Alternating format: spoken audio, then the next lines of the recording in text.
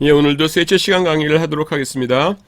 요 과목이 어떻게 구성이 되어 있느냐 하면은, 제일 처음에, 그러니까 사도 바울이, 어떤 것에 깨달음을 얻어가지고서는, 핍박자에서 복음 전도자로 바뀌었나 하는 그 신학적인 내용을 살펴봤고요.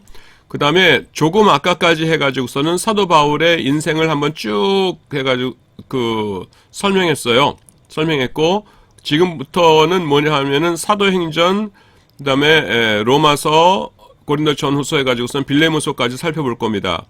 그 다음에 개별적인 중요한 구절들은 그 다음에 살펴볼 것이에요. 그래서 지금 이제 사도행전 여기를 시작합니다. 자, 사도행전과 누가복음과 사도행전인데요. 이것은 한 저자에 의해서 쓰여졌죠. 한 저자. 그 누굽니까? 누가가 누가복음을 쓰고 그 다음에는 사도행전 썼어요. 그래서 이렇게 쓸 경우에 어떻게 보통 하냐면은 앞에가 이렇게 짧게 끝나고 이 짧은 부분이 이렇게 길게 좀 이렇게 쓰면서 나오거든요. 이 부분이 뭐냐면 예수님의 승천 장면입니다. 승천하시는 장면이 누가복음 끝에 잠깐 나오고 그 다음에 사도행전서는 길게 언급돼요. 그래서 이 두 책이 같은 거구나 하는 거를 알 수가 있습니다. 쉽게 말하면은 요즘 연속극에서 이렇게 연속극에서 보면 연속극 제일 마지막 부분 한 20초? 20초 정도가 이렇게 할 때 여기서 시작되면서 지난번에 이렇게 끝났었지 하면서 이렇게 이어지죠. 그런 거랑 비슷한 겁니다. 그래서 지금 여기 나오는데 분책을 해야 할 경우에 제1권의 끝부분을 간략하게 소개하고 2권의 처음에 이 부분을 길게 설명한다고 그랬죠. 지금 그 얘기예요. 그래서 예수님의 승천 기사가 간략하게 누가복음에 나오고 그 다음에는 사도행전에서는 그거를 좀 이렇게 길게 소개하고 있습니다. 저작 연대에는 학자들은 빠를 경우에는 60에서 70년대, 늦게 잡을 경우에는 80년대, 90년대를 잡는데 요것은 뭐 그렇게 중요하진 않아요. 62년으로 잡는 것은 이제 그 당시쯤에 아마 사도 바울이 도착하셨을 것이다 이렇게 보는 사람들이고, 그 다음에는 이제 80년, 90년 이렇게 잡는 분들은 이제 누가복음 같은 거 이제 나중에 다 쓰고 그 다음에 요거를 썼을 것이다 이렇게 잡는 건데, 뭐 해석하는 데 있어서 그렇게 중요한 부분이 아닙니다. 그다음 책의 이름과 내용과 제목이 서로 일치하지 않는다 이렇게 나오는데, 이게 무슨 말이냐면은 사도행전이라고 했는데 모든 사도들이 다 나오는 것이 아니에요. 사도가 몇 명 나옵니까? 주인공 사도가 달랑 2명이에요.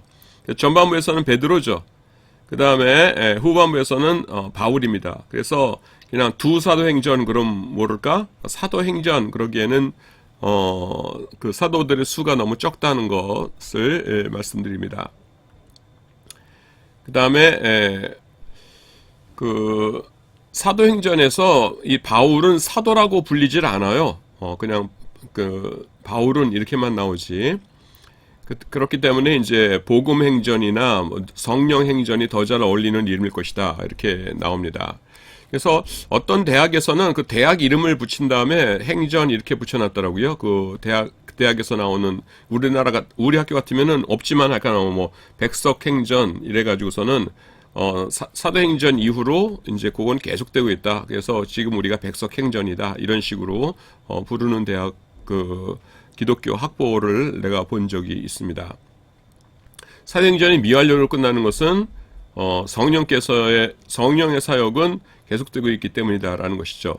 그 다음에 여기서부터는 이제 여러분들 슬쩍 보시면 알겠지만은 중요한 구절들 내가 하나하나 이제 뭐 특주도 있고 그래가지고서는 설명을 했거든요. 설명을 했는데 이거를 안 하는 이거는 나중에 하는 이유가 뭐냐면은 이렇게 하다 보면은 빌레몬서까지 못 가요. 중간에 설명할 것들이 하도 많기 때문에. 그래서 일단 책별로 빌레몬서까지 쭉 간 다음에 여기까지 다 했다 하면은 여기까지 와서 이건 뭐 중간에 끝나도 되는 거니까 이렇게 절별 연구를 이렇게 쭉 하려고 합니다. 그러니까 요거는 이렇게 나오거든 쭉 지나간다는 걸 알아두시기 바랍니다. 사도행전 지났으니까 이제 바울 서신 가운데서 첫 번째 거 로마서로 들어왔습니다.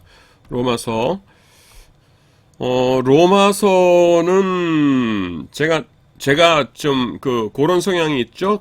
보통 설명할 때도 그 특징 같은 거를 이렇게 미리 내가 말로 설명하고 그 다음에 이제 쭉 이제 또 설명하고 그러는데 로마서의 특징적인 것이 이런 거예요. 뭐냐면은 다른 책들은요. 사도 바울이 미리 가가지고서는 전도를 했어요. 전도를 한 다음에 자기가 그러니까 복음이 무엇인가 하는 것을 이제 쭉 설명을 합니다. 그 다음에 떠나와요. 떠나왔는데 이 교회에 무슨 문제가 생겼어요. 그래서 문제가 생긴 거를 소문으로 듣거나 아니면 그러니까 다른 고린도 전서 같은 경우에는 사람 인편이 와가지고서는 이런 문제가 있습니다. 그러면은 그 문제에 대해서 답을 써가지고서는 주는 거가 보통 무슨 서 이렇게 됩니다. 뭐 데살로니가 무슨 서 이렇게. 근데 로마 교회는요 특징적인 게 뭐냐면은 로마서는 특징적인 게 뭐냐면 사도 바울이 전도한 곳이 아니에요. 사도 바울이 13권의 글을 쓰셨는데 그 중에서 사도 바울이 전도하지 않은 곳이 이제 로마 교회하고 골로새 교회인데 골로새 교회는 나중에 이제 나올 때 설명해 드릴게요. 그래서 로마서에는 무슨 특징이냐면은 앞에 복음이 쭉 나옵니다. 그러니까 뭐냐면은 다른 데 같으면은 처음에 가서 구두로 말로 복음을 전했잖아요. 근데 로마 교회는 구두로 복음을 전한 적이 없는 교회예요. 그러니까 로마 사람들이 사도 바울이라는 분이 계시다는데 위대한 분이라 하셨는데 그분이 전하는 복음은 뭐지? 하면서 복음을 먼저 전합니다. 복음을 전한 다음에 이제 이제 쓰려고 했던 이야기를 써요. 그래서 우리에게는 굉장히 중요한 책이죠. 왜냐하면은 사도 바울이 어디에 가셔가지고서 처음에 복음을 전할 때 어떻게 전하셨을까 하는 것이 로마서가 없으면 우리가 몰랐을 텐데 로마서를 보면 나옵니다. 쏘리. 그 다음에 사도 바울이 복음을 전하는데 굉장히 좀 그러니까 우리 눈에 볼 적에는 신기하게 복음을 전하는 부분이 있어요. 그건 뭐냐면은 사도 바울이 복음을 전할 때에 보면은요, 여러분, 성경을 좀 보시기 바랍니다. 사도행전 1장 16절하고 17절에 보시면은, 내가 복음을 부끄러워하지 않으니 이 복음은 모두 믿는 자에게 구원을 주신 하나님의 능력이 됨이라. 첫째인 유대인에게요, 또한 헬라인에게니라. 뭐 이렇게 하면서, 이제 복음이라는 말이 등장을 합니다. 그러면은, 복음 하면은 우리가 생각나는 게 뭐예요? 십자가죠. 그러니까 예수님과 십자가에 대해서 이게 나와야 돼요. 그런데 이게 예수님에 대해서 십자가에 대해서 나오는 거가 나중에 3장 23절 근처에 대해서나 나옵니다. 그러니까 요 중간에 뭐냐 하면은 복음이라고 꺼내놓은 다음에 십자가를 얘기를 안 해요. 3장까지. 그 다음에 여기가 이 중간에 있는 게 뭐냐 하면은 이게 뭐냐면은 죄의 목록들입니다. 죄의 목록들. 그래가지고 이렇게 한 사람은 이런 죄고 이런 죄인이고 우리가 이런 죄인인데 쭉 이렇게 해요. 예. 그러다 보면은 어떤 사람이건 간에 요 사이에 있는 죄의 목록에 안 걸릴 사람이 없어요. 안 걸릴 사람이 없다는 건 다시 말해서 뭐냐면은 3장 23절 되기 전까지 아이고 나는 죄인이구나 하면서 큰일 났다 이렇게 생각한다는 겁니다. 그 다음에야 비로소 뭐냐면은 지금 당신들에게 해결책이 있습니다. 예수님이십니다. 하면서 그때서야 예수님을 전하는 겁니다. 예. 그래서 요즘 말하는 거랑 다르죠. 요즘엔 어떻게 돼요? 사람이 사는 기본이 그냥 이 정도라고 생각을 해요. 이 정도로 생각했는데 예수 믿으면은 그럼 뭐가 좋은가요? 이렇게 좋아집니다. 구원도 받고요, 천국도 가고요, 뭐 하나님 축복도 받고요, 이렇게 된다는 거예요. 그런데 로마서는 뭐냐면은 당신들의 기본이 여기가 아니라 여기라는 겁니다. 여기는 뭐냐면은 이대로 살다가 죽으면은 지옥 간다는 거예요. 그래서 이걸 확실하게 알려준 다음에 아이고 나 지옥 갈 사람이구나 큰일 났다라고 한 다음에 그러니까 당신은 예수 믿으셔야 됩니다. 이렇게 되는 거예요. 그러면은 예수 믿은 다음에 오히려 핍박이 오더라도 뭐예요? 자기들의 기본이 지옥 갈 사람이란 걸 알았죠. 그러니까 감사하는 거예요. 그런데 여러분들이 이렇게 전도를 안 하고 예수 믿으시면은 구원받고 천국 가고 복 받습니다. 이래 놓으면 뭐냐면은 지금보다 뭔가 좋아져야 돼요. 30평 살던 아파트 살던 사람이 40평으로 옮겨가야 되고, 자식이 공부 더 잘해야 되고, 이렇게 돼야, 예수 믿는 게 진짜 좋은 거구나, 이렇게 안단 말입니다. 근데 사도 바울은 그렇게 하지 않아요. 그래서, 일단 인간이 얼마나 죄인이고 비참한 상태에 있는가부터 깨닫게 한 다음에, 그 다음에 예수님을 전하는 겁니다. 이게 안 통할 것 같죠? 현대인에게. 통해요, 여러분. 그래서 내가 왜 이런 말을 하냐면은 제가 이제 외국서 많이 살았잖아요. 그래서 해외에서 번성하는, 그러니까 우리나라 목사님들이 하시는 해외 교회 가운데서 이 복음 설교, 진짜 우리가 죄인입니다라는 것, 이것 하는 설교, 이런 거 하는 교회들이 부흥합니다. 잘 되고요. 외국 사람, 나가서 사는 사람들이 되게 우리나라에 있는 사람들보다 잘 사는 사람들이 많거든요. 그분들에게 축복합니다 이러면 이런 거 좋아할 것 같거든요. 근데 아니에요. 왜냐하면 인간에게는 영적인 갈급함이 있기 때문에, 당신들은 죄인이다라는 거를 이렇게 끄집어 내주는 것을, 좋아합니다. 그 다음에, 그 기록 시기는 제 3차 전도 여행 중에 도착했고요. 기록했고, 20장에서 1장에서 3장 상황입니다. 요게 어디냐 하면은, 고린도에 있을 텐데요. 여기다가 조그맣게 그릴까요? 조그맣게 그려도 여러분 볼 수 있겠죠? 조금 전에 강의 시간에 내가 뭐라고 얘기하냐면은, 요렇게 있고, 그 다음에, 에베소가 있어가지고, 에베소에서 3년간 강의했다고 그랬죠?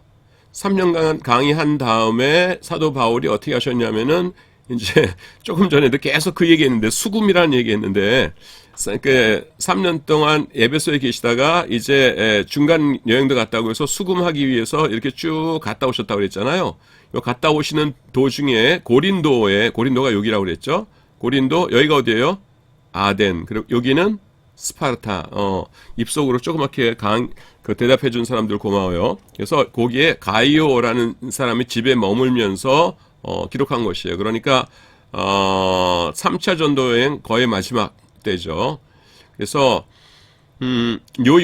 마지막 여행을 내가 진심이기도 하고 그 다음에 우스꽝스럽기도 하고 뭐냐면은 수금하기 위해서 여행한 것이라고 그랬는데, 그래서 마게도냐와 아게아야 지방의 성도들이 예루살렘 교회에 가난한 자들을 위하여 헌금한 것을 가지고 예루살렘으로 갈 것을 기다리면서 쓴 거예요. 그래서 마지막에 수금하면서 이제 여기서까지 다 수금했잖아요. 그 다음에 이걸로 이렇게 다시 이렇게 쭉 올라가서 여기서 그 드로아를 통해서 가고, 그 다음에 밀레도에 도착해가지고, 그 다음에는 두로, 그 다음에는 아까 이름은 뭐 괴상한 도시 하나 있었는데 거기 갔다가 그 다음에는 예루살렘 가이사랴로 이렇게 가죠. 그래서 수금하려고 갔다가 제일 마지막에 여기 오니까 로마랑 제일 가깝거든요. 여기가 아드리아해예요. 아드리아해고 이제 로마가 여기 있으니까 여기 간 김에 로마 편지 보내야겠다 해가지고서는 내가 조금 있으면 당신들한테 갈 텐데 나한테 헌금을 좀 해가지고서는 거기 스페인에 전도할 수 있도록 해주시기 바랍니다라고 로마서를 쓴 거예요. 근데 스페인에 가는 것은 50장에서야 쓰죠. 15장. 예. 그 다음에 로마 교회의 설립자 이렇게 나옵니다. 그래서 이게 뭐 중요해 그렇게 생각할 텐데, 카톨릭하고 우리와의 사이에서 첨예해요. 카톨릭 교회에서는 로마 교회의 설립자가 사도 바울이라고 봅니다. 로마 교회 설립자가. 근데 우리는 그냥 전도하러 잠깐 들렀었지 뭐 설립자까지는 아니다 이렇게 보는 입장이거든요. 그래서 이 로마 교회 바티칸 대성당에 들어가면은 성당 입구가 이렇게 문이 있고요. 그 다음에 여기가 이렇게 홀이 있어요. 홀이. 내가 직접 가봤어요. 그러면은 여기 벽면이 있는데, 벽면에 어떻게 돼 있냐면은 요렇게 있고 요렇게 이렇게 써 있어요. 이렇게 쭉 써 있습니다. 근데 이게 뭐냐면은 그 역대 로마 교황들의 그 이름들이 쭉 써 있어요.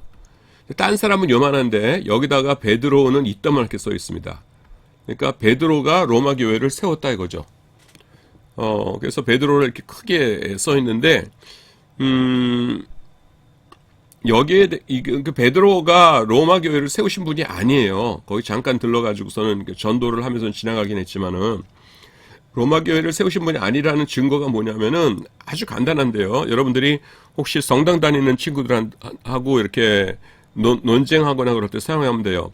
만약에 로마 교회의 설립자가 베드로였다면은 여러분 상식적으로 생각해 보세요. 로마서를 보내면서 베드로라는 이 이름을 한 번은 써야겠죠.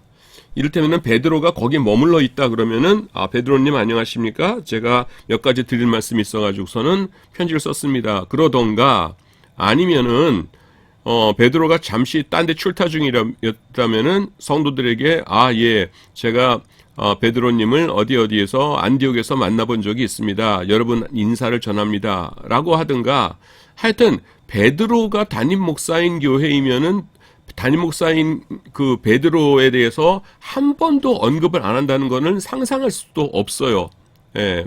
그래서 베드로는 하여튼 그것이 아니라고 우리가 보고 있다는 것이고요. 그러니까 그 담임 목사님이 그리고 주후 49년 이전에 로마에 가거나 어떤 사도가 로마 교회를 세웠다는 기록이 없어요. 그래서 우리는 어떻게 보냐면은 카톨릭에서는 베드로가 세웠다 그러지만은 그냥 여기에 대해서는 우리가 그냥 간단하게 해결한다 그랬죠. 베드로가 세웠는데 왜 로마서에 곧 베드로라는 이름이 없수 이러면은 그냥 아무 소리들 못해요. 그래서 우리는 그냥 어떤 평신도들 거기 로마라는 데가 하도 바글바글 사람들이 많이 왔다 갔다 하니까 기독교인들이 거기 갔겠죠. 가가지고서는 교회가 세워졌을 것이다 라고 생각합니다. 그리고 16장에 등장하는 문안하라라는 명령, 문안하라라는 명령의 대상들을 통해 바울이 로마 교회를 지도하고 있었을 것이다 이렇게 생각합니다. 이게 무슨 말이냐면은 이건 다시 내가 이걸 표를 그려서 설명을 해 줄게요. 뭐냐면은 사도 바울의 편지는 5부분으로 나눠져 있어요. 내가 이거 얘기한 것 같기도 하고 안 한 것 같기도 하고 처음에 뭐냐면은 그 저자의 인사가 나옵니다. 여러분 안녕하세요. 나 바울이에요. 잘들 계셨나요? 그 다음에 칭찬이 나와요. 그래서 이를테면은 그때도 제가 데살로니가 전서 얘기했던 것 같은데 너희 믿음의 소문이 온 아가야와 마게도냐에 퍼졌으므로 내가 너희를 기뻐하며 내 기도에 너희를 말하노라 그러면서 여러분의 믿음이 좋다고요. 아주 그냥 그 근처에 소문이 파다해요 하면서 칭찬을 합니다. 그 다음에 이제 자기가 하고 싶은 말 본론을 제일 길게 쓰죠. 그 다음에 제일 마지막은 축도고요. 축도 직전에 뭐냐 하면은 근처 사람들이 문안을 해요. 인사. 그래서 사도 바울님 지금 어디 편히 쓰시는데요. 골로새 교회에다 씁니다. 그럼 저도요. 그래서 그러면은 아가야가 너희에게 문안하느니라. 그럼 옆에다가 디모데가 또 저도 좀 써주세요. 그럼 디모데가 너에게 문안하느니라. 그 다음에 누가 그 아볼로 나왔구나. 그러니까 누가 또 인사한다 그러면은 또 누가 누에게 문안하느니라 그러면서 자 여기가 받는 쪽이에요. 받는 쪽이고 여기가 보내는 쪽이면은 보내는 쪽 사람들의 인사가 여기 쫙 나옵니다. 사도 바울의 편지에 무슨 말인지 알겠죠? 근데 로마서만은 거꾸로예요. 로마서에 보면은 어떻게 나오냐면은 지금 조금 전에 내가 말씀드렸는데요. 문안하라, 누구누구에게 문안하라라는 명령이 등장합니다. 그러니까 요거는 뭐냐면은 사도 바울이 지금 여기 있는 사람, 이 로마 사람들아, 당신 옆에 누구 있지? 이 사람에게 문안하라. 당신 옆에 누구 있지? 이 사람에게 문안하라. 이 사람에게 문안하라는 말이 계속 나와요. 예, 한두 명이 아니에요. 요거는 로마서만의 특징입니다. 그래서 여기 있는 사람들도 문안하라라고 한 다음에 그 다음에 마지막에 16장에서 여기 있는 사람도 문안하느니라 라는 말이 나오긴 하지만은 문안하라가 훨씬 많아요. 근데 그래서 우리는 어떻게 생각하냐면은 사도 바울이 요 사람들을 통해서 사도 바울이 있고 그 다음에는 요 사람들이 A라고 치면은 A의 사람들을 통해서 로마 교회를 가르쳤다 이렇게 본다는 것입니다. 그래서 결론은 뭐냐면은 이 사람들을 포함해서 여러 사람들이 로마 교회를 세웠고요. 그 다음에 이 사람들이 계속 왔다리 갔다리 했을 거 아니에요? 그러니까 사도 바울이 이 사람들을 통해서 그 로마 교회를 지도했다는 것이에요. 간접 지도. 직접 가지는 않았지만은. 그래서 편지 쓸 때 다른 모든 편지와는 다르게 이 사람들에게 문안하라라고 나오고 그 다음에는 이제 다른 편지와 마찬가지로 주위에 있던 사람이 문안하느니라라는 것이 나온다는 것이에요. 이해가 되십니까?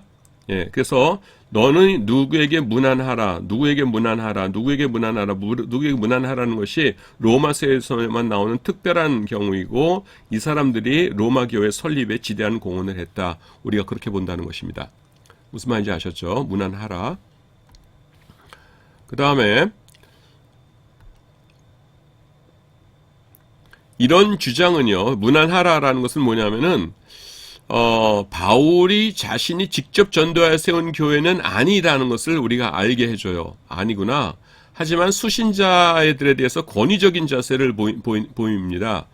자기가 세운 교회는 아닌데 로마서 내에 보면 굉장히 권위적으로 이렇게 얘기를 하거든요. 그게 뭐냐면은 이런 거예요. 자, 편지를 보내는 사람이 로마로 보냈는데 요 사람들을 통해서 사도 바울이 지도를 하고 있어요. 바울이. 그러니까 요 사람이 로마 교회에서는 아버지 역할을 하는 거죠. 와가지고서는 이렇게 일러주니까. 근데 그 뒤에는 누가 있어요? 사도 바울이 이건 제가 쓴 표현인데 할아버지 역할을 하는 겁니다. 그러니까 사도 바울이 이 사람들을 통해서 로마 교회를 지도했기 때문에 할아버지의 권위를 가지고서는 권위적인 자세를 보인다는 것이에요. 그리고 또 그것이 이런 사실이 뭘 잘 하냐면은 바울이 로마를 방문한 적이 없거든요. 없는데도 불구하고 뭐냐면은 그들의 영적 사정에 대해서 아주 정통해요. 너희가 지금 영적으로 이렇구나 하면서 아주 정통한 모습을 보이고 있다는 점을 잘 설명해 주고 있다는 것입니다. 그래서 결론은 뭐냐면은 로마 교회랑 그 다음에 사도 바울이 뚝 떨어져 가지고서는 아무런 관계도 없다가 그 다음에 갑자기 편지 쓰는 것이 아니라 중간중간에 로마라는 것이 워낙 우리나라 서울처럼 왔다 갔다 하는 사람이 많았기 때문에 중간에 이 사람들을 통해서 이들을 통제하고 있었고 로마 교회를 어쩌면 이 사람들이 로마 교회를 세우는지도 모르고 그래서 이 사람들이 지금 여기 있으니까 누구누구에게 안보해라 문안하라 이렇게 말했다는 겁니다. 여러분들이 좀 이해를 잘 했으면 좋겠네요. 예. 수신자는 로마에 살고 있었던 로마 교회의 기독교인들입니다. 로마에 정확하게 언제 교회가 세워지는지는 알 수 없지만은 이 편지를 쓸 때 그들의 믿음이 온 세상에 전파되어 있었다 이렇게 얘기해요. 그러니까 칭찬을 했다고 그랬죠? 예, 그 칭찬의 내용입니다. 이것을 통해 우리는 주후 57년 훨씬 이전에 로마 교회가 설립되었다고 말할 수가 있습니다. 지금 57년이라는 거 갑자기 왜 나오냐면은 사도 바울이 지금 3차 전도행이라고 했잖아요. 3차 전도행이 52년에서 58년 내지 59년까지예요. 그러니까 마지막에서 고린도에서 편지를 쓰고서는 긴 항해를 통해서 돌아가잖아요. 그러니까 요거가 수개월을 잡았을 거고 그렇다면 로마서를 쓴 거는 57년경이었을 것이다 이렇게 본다는 것이죠. 참고로 나온 김에 말해줄게요. 1차 전도행이 44년에서 47년까지이고 2차 전도행이 47년에서 51년, 3차 전도행이 52년에서 58 내지 59년이에요. 이런 거 외울 필요는 없어요. 그냥 알려주는 거예요. 그래서 마지막이 예루살렘에 도착한 게 58년이니까 로마서를 쓴 거는 57년경쯤 된다는 것이죠. 그래서 57년경에 로마 교회가 이미 흥왕하고 있었으니까 57년 훨씬 이전에 로마 교회가 설립되었다고 우리가 추정할 수 있다라는 것입니다. 그 다음에 54 그러니까 주후 49년경에 글라우디오가 유대인들을 로마에서 추방했던 사건이 있는데요. 글라우디오는 황제입니다. 황제가 로마에서 사람들을 추방해 나가라 그러는데 그 이름 때문이 누구 때문에 그러냐면 크레스투스라는 사람 때문에 서로 싸운다. 그래서 내쫓았다 그러거든요. 그래서 아마 크레스투스라는 것이 아마 그리스도라는 이름을 로마 사람들이 잘 모르니까 크레스투스라고 썼을 것이다. 이렇게 본다는 것입니다. 그래서 49년경에 이미 로마 교회는 건재했다라는 것을 알 수가 있고 25분이 지났네요. 요거 다음 주에 다시 하도록 하고 여기서 마치도록 하겠습니다. 수고하셨습니다.